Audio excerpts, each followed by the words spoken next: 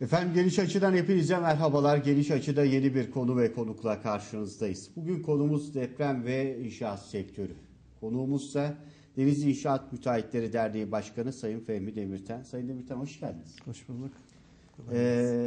Teşekkür ederim. Deprem haftasını geride bıraktık. Haftada pek fazla bir etkinlik, hatta hiç etkinlik yok gibiydi. Biraz onu konuşalım, değerlendirelim istiyorum ama her şeyden önce sektörü biraz ele alalım. Çünkü koca bir yılı geride bıraktık. Yeni yılın da önemli bir dönemi geçti. Bir çeyreği tamamlamak üzere yıl.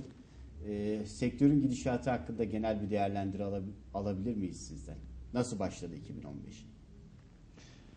Evet, çok böyle sevindirici, hoşa gidecek sözler belki kullanmayacağız ama ümitsiz de olmadığımızı söylemek isterim. Hı hı. Yani 2014 yılındaki özellikle ikinci yarıdaki düşüşler 2014 yılını dörtte bir kayıpla mı diyelim, bir önceki yılla karşılaştırdığımız zaman %20'lerde, %25'lerde bir gerilemeyle kapattık.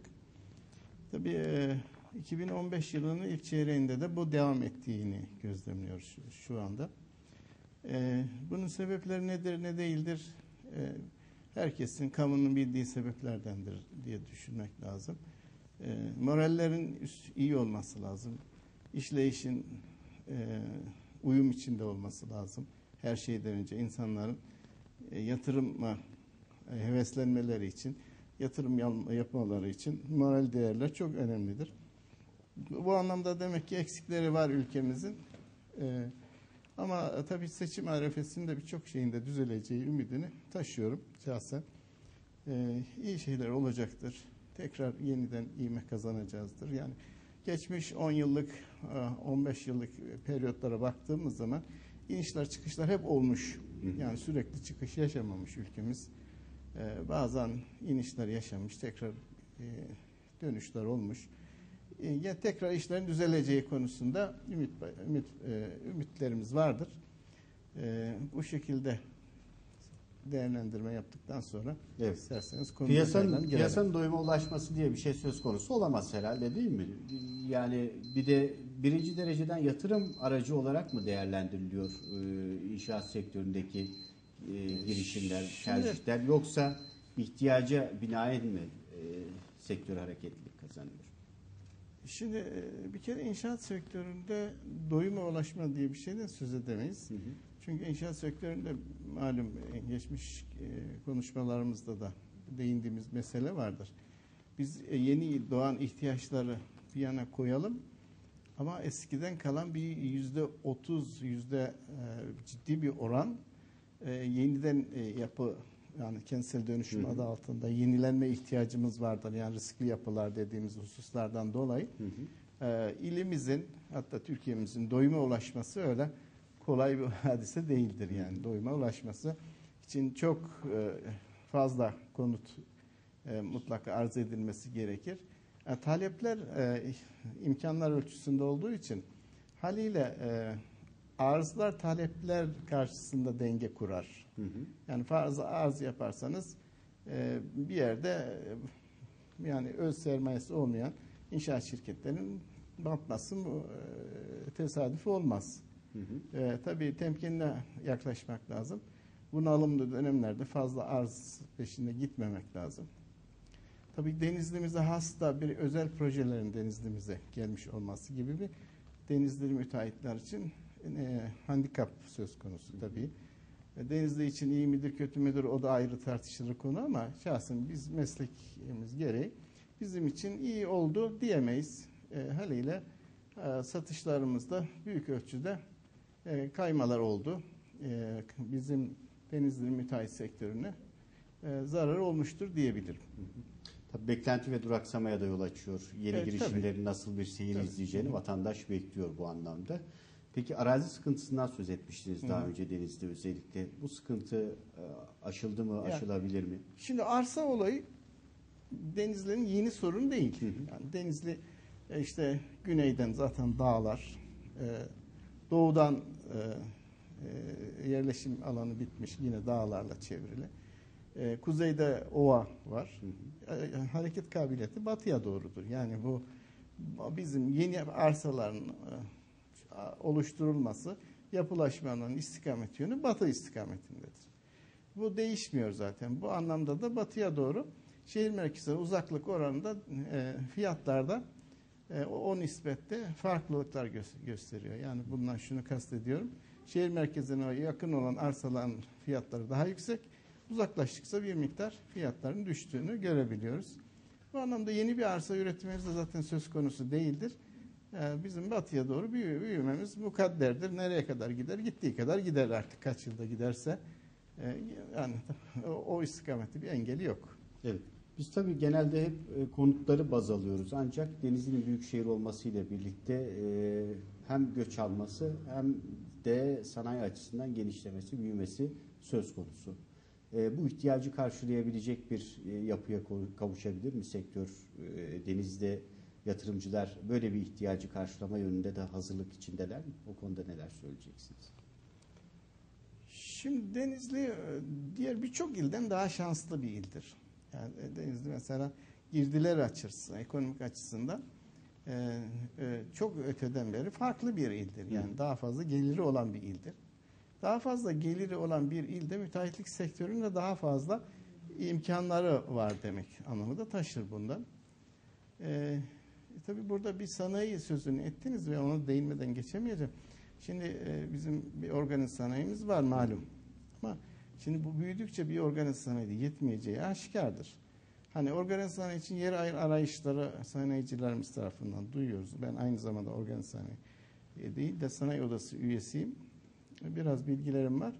Yani ben onlara derim ki bu ikinci sanayi batı istikametinde bir yerde oluştursunlar. Yani burada böyle bir cümle geçmişken görüşümü de açıklamak isterim. Çünkü o istikamette pek fazla uygun fiyatlı büyük arazilerin elde etmeleri olmadığı için hep başka istikametlere bakıyorlar. Sanayi çok uzak olmamalı şehirden, yani uzak olmalı ama çok uzak olmamalı. Çünkü akabinde birçok problem, yani taşınma problemi, servis problemi, diğer ihtiyaçların giderilmesi problemi vesaire birlikte oluşmaktadır. Bunu da bu arada konuşmuş olalım. Yeni kentleşmeyi de beraberinde Evet, getirecektir tabii. böyle bir. Tabii. Yoksa ne oluyor? Mesela geçmişte en çok olan bizim organize sanayimiz uzak görüldüğü için ve altyapısı bitmediği zamanlarda bütün mümbit arazilerimiz kuzeyde kalan işte Korucuk, Saliha, işte Gümüşler bölgesinde bütün o mümbit araziler kendiliğinden kaçak fabrikalaştı. Yani ben bunun bizzat şahidiyim yani. Belki o tarihlerde yani 80'li yıllarda bazı fabrikaların inşaatları tarafımızca yapıldı. O zamanlar tabii ki şimdiki kadar kontrollü ve denetim söz konusu olmadığı için kocaman yapıları ruhsatsız olarak yapmış bulunduk. Ve aynı şeyler yine olur. Yani nüfus ne tarafa kayıyorsa sanayi de onun paralelinde gitmek durumunda. Yoksa yine kaçak fabrikaları işte batı istikametinde başka ovalarda, mümbit arazilerde bitmiş buluruz. Tabii kanunlar ne kadar engel olabilir mi onu bilemiyorum. Ticari akışa baktığımızda da aslında bunu bir mecburiyet olarak görmek lazım. Tabii yani. Değil mi? Yani ihtiyaçları bütün olarak planlamalı. Yani ilimizin mutlaka vardır ama bir merkezli kontrol ve organizesi söz konusu, yönlendirilmesi söz konusu. Yani ihtiyaçların giderilmesi gecikince bu sefer böyle palyatif tedbirler uygulanmaya başlıyor ve o zaman da hiç böyle gelişmiş ülkelerin şehirleri özelliğinde olmuyoruz. Kendimize has yani zorlanmış çözümlerle karşı karşıya kalıyoruz. Kayıplarımız çok oluyor. Evet. Sanayicinin en çok şikayetçi olduğu konulardan biri ulaşım masraflarının yüksek olması. Bunu da hesap ederek sanırım az da olsa bu mesafeyi kısaltmak, yani bir anlamda İzmir'e doğru yönlenmek en akılcı çözüm yollarından biri. Evet. Hani sadece öyle de değil. Yani masraf açısından da bakmayın. Trafik kazalar açısından da bakın. İnsan hayatı söz konusu. Yani yapacaksak mesela modern ulaşım argümanlarda kullanılmalı. Hani nedir mesela? Trendir, işte, hızlı trendir vesaire, neyse metrodur. Bunlar Denizli için şu an hayal görünen şeyler ama ilerisi için en azından planlar yapılmış olmalı yani. Evet. Uygun araziler bırakılacaksa bırakılmalı. Evet. Çift yönlü bir tedbir alınmış da olacak diyorsunuz, böyle bir çizgi gidişat olursa. Peki depremle ilgili özellikle kentsel dönüşümü çok konuştuk. Kentsel dönüşümün geldiği noktayı, Türkiye'nin depreme hazırlanmasını siz nasıl değerlendiriyorsunuz? Sonra bunu bir de sektör açısından konuşalım istiyorum ilerleyen dakikalarda, ama genel anlamdaki değerlendirmeniz de olacak. Şu deprem haftası dedik ya, bunun için de bir iki cümle edelim. Buyurun, oradan başlayalım. Buyurun. Yani Buyurun. malum işte Mart'ın ilk haftası deprem haftası olarak adlandırılmış ama bu deprem haftasını, hatta Şubat'ın sonu sivil savunma günü vesaire de var. Onu da eklersek yani bu hep güvenlikle, yani önleyici ve koruyucu tedbirlerden söz etmiş oluyoruz. Şimdi bu anlamda bizde yani deprem haftasıdır noktasında İnşaat Müteahhitleri Derneği Yönetim Kurulu olarak AFAD İl Müdürlüğü'nü ziyarette bulunduk. Onlarla en azından hasbihal ettik. Ne yapıyorsunuz, ne ediyorsunuz, hazırlıklarınız ne aşamadadır, nedir gibi görüş alışverişinde bulunduk. Tabii o görüşme iki taraf için de böyle adeta arzulanır bir görüşme olduğu ortaya çıktı yani. Şimdi hem bizim yönetim kurulundaki arkadaşlar birçok konuyu bilmiyorlarmış. Hem de AFAD'dakiler ya bizi ziyarete gelenler de mi varmış? Yani iyi ki ilgilendiniz bizimle hani noktasında olduk yani. Şimdi bir yerde sivil toplum kuruluşları bazı şeylere sahip çıkılması isteniyor yani. Şimdi devlet tamam kendi işleyişi içerisinde yapabileceklerini yapıyor ama sivil toplum kuruluşları da duyarsız ve bilgisiz olmamalı noktasında bayağı bilgilendik. Yani Denizli AFAD'ın bayağı hazırlıklı olduğunu gördük. İşte Kocabaş bölgesinde yakın zamanda açılışı yapılan büyük bir deponun olduğunu, orada işte konteynerler içerisinde bütün teçhizat hazır vaziyette, taşıma hazır, işte bir afet bölgesine intikale hazır konteynerler olduğunu, gene işte başka bir birimde çadır, işte acil yerleşim imkanlarının hazır olduğunu, İşte bunun için yapılanmanın ve kimlerin tarafından nelerin yapılanın, organizelerin yapıldığını, bir sürü birimlerin kurulduğunu vesaire bunları öğrendik. Bir de şu var, şimdi eğitim noktasında Denizli Afat Müdürlüğü'nün okullarda tatbikatlar yaptığını duyuyorduk ama o ne kadar olduğunu, nerelerde yapıldığını ve belli aralıklarla bütün okullarda yapıldığını, hatta 4 ay arayla hemen hemen birçok yer dolaşıldığı, yani belli tespit edilen yerlerin rutin dolaşıldığı ve bu eğitimlerin yapıldığını öğrendik. Yani Denizli'de de bir afet müdürlüğümüz var, faal, işleyişi tam, Allah göstermesin bir afet halinde. Bu afet tabii sadece depremle sınırlı değil, yangın olur, başka bir şey olur. O anlamda hazırlıklı olduğumuzu gördük. Deprem haftası demek ki bunları anmak, hatırlamak açısından da bir yerde faydalı bir gün, hafta olarak burada altını çizmek isteriz. Evet. Depremden yola çıkarak yapılaşmada tabii afetler önemli bir rol oynuyor. Özellikle deprem, heyelan, su baskınları son yıllarda işte hiç istemediğimiz tablolarla karşılaştı Türkiye. Özellikle su yataklarındaki yanlış yapılaşmadan dolayı. Buradan ders çıkardığına inanıyor musunuz ülkemizin bununla ilgili? Onun sonrasındaki yatırımlar olsun, çalışmalar olsun, gözlemleriniz nedir? Burada olumsuz görüş belirteceğim. Planlarımızla ilgili ciddi bir değişiklikler söz konusu olmamakta. Yani planlar yapılırken yapılmış ve planlar aynen uygulanıyor. Dere yatakları bütün Türkiye'yi tabii benim bilmem şansım yok. Denizli ilimizde dere yatağı var mıdır? Dere yatakları planlanmış mıdır? Planlanmıştır. Değişiklik yapılıyor mu? Yapılmıyor. Önlemek için belki dere yataklarının bu Feyazan'dır, seldir vesaire bunlarla önlem andında Devlet Su İşleri Kurumumuzun görevleri vardır. Bunun planlamaları vardır. İşte kuşaklama kanalları bildiğiniz gibi denizde yapıldı. İşte bu planlanan bölgelerde de herhalde böyle bu şekilde bu dere yataklarındaki tehlikeler bertaraf edilmesi hedeflendiğini düşünüyorum. Evet. Denizli anlamında yeni yapılaşma da çok. Bu yapılaşmaların temel unsurunda vatandaşın bakış açısı değişti galiba. Gerek yatırım olsun, gerek ihtiyaca binaen olsun. Konut tercihlerinde artık sağlam bir konut satın almayı ön plana alıyor. Eskiden acaba nerede işte bir yatırım aracı olarak görüyordu. Getirisi olur mu? Kısa vadede getirisi yüksek olur mu? Gibi kriterleri vardı galiba. Bu kriterler değişmeye başladı sanırım. Sizin görüşünüz nedir? Sizin değerlendirmeniz ne olur? Bu anlamda çok ciddi bir değişme olduğunu söyleyemem. Yeni konut alırken ya benim yapı risklidir de yeni yapıya geçeyim diyenlerin sayısı o kadar çok fazla değil.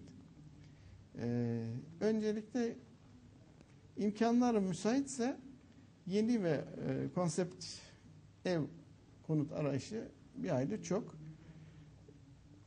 Bir şey daha var. Az önce cümleler arasında geçti. Bu konuyla da ilgili aslında o. Kentsel dönüşümle ilgili eski yapıların durumu diye bir başlık söyleyecek olursak. Şimdi kentsel dönüşümde amaçlanan hatırlamakta fayda var. Riskli yapıların bir şekilde bertaraf edilmesi, insanların can ve mal güvenliğinin yeniden sağlanması. Özet olarak kentsel dönüşüm kanununun en baş amacı buydu. Başka bir sürü amaçları da var da. Bu başlık zaten başlı başına kentsel dönüşüm kanunu için gerekli ve yeterli şart idi. Ama bu anlamda ne oluyor derseniz hiç de iyi şeyler olmuyor.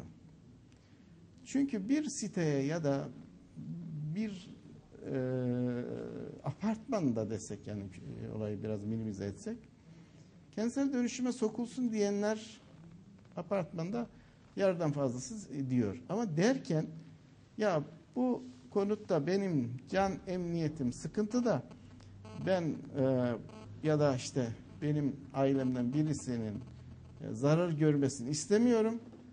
Ben bu yasadan istifade ederek kıt imkanlarımı bu yasanın desteğiyle aşarak sağlam bir konuta geçiyorum diye düşünülmüyor. Hani ne düşünülüyor? Ne düşünüyor biliyor musunuz? Hiçbir değeri olmayan, yani arsası belki değerlidir, ona bir şey demem. Ama konut gayet şey dışı, sağlam olmayan yani Ömrünü tamamlamış. Ömrünü zaten baştan riske edilmiş yani kötü beton ve EFSA'ya uygun işte demirin de tutsun diğer malzemeler uygun değil. Mühendislik açısından riskli yapı olduğu her şeyinden belli. Bu yapıda ya bu yapıyı ben sağlam hale getirirken ben de biraz katı koyayım bir yana bırakalım. Acaba bu çürük yapıdan bir yapı çıkardıktan sonra bir ikinciyi de nasıl elde ederim? Bakın bu başlı başına çok büyük bir eğitim hatasıdır. Bu yani böyle milletimiz içerisinde bakanlar çok yanlış yapıyorlar derim. Çünkü bu yasanın amacı yani vatandaşa hiç imkanı olmayan riskli yapıda oturmasın buna destek olanı düşünürken devlet vatandaş acaba ben bundan bir konutta nasıl çıkarırım rant peşine düşmesi olayı tıkıyor. Yani olayı tıkıyor. Her iki taraf açısından da önemli bir külfetle beraber yeni bir risk de arkasından getiriyor. Tıkandığı zaten belli. Bu şekilde imkan yok. Yani sizin 20 dairelik apartmanınız var. Zaten 20 konut istiyorsunuz. Ya bir de bunun üstüne bir şey istiyorsunuz. Veyahut işte farklı yerlerde farklı şeyler çıkabiliyor. Bunu veriyorum diye müteahhit sizi bir daha riske sokar. Yani nasıl verir yani olmayacak şey istiyorsunuz. Belki bizim müteahhitlik sektörü malum işte hep öteden beri yıllardır konuşuyoruz. Kontrolsüz bir durumdadır. Yani müteahhitlik için bir özel ne teknik ne maddi anlamda bir istek yok. Sadece kayıt olmaktan ibaret yani herkes müteahhit olabilir anlamda söylüyorum. Birileri bunu istismar ederse ve o yapılan yapılar yine yanlış yapılar olarak yapılması mümkün olmaz mı? Az bir ihtimal da olur. Yani %10 mertebesinde olur, %20 mertebesinde olur. Bu oran az mıdır? Az değildir zaten. Geçmişte de buna benzer bir oran riskli yapımız var zaten.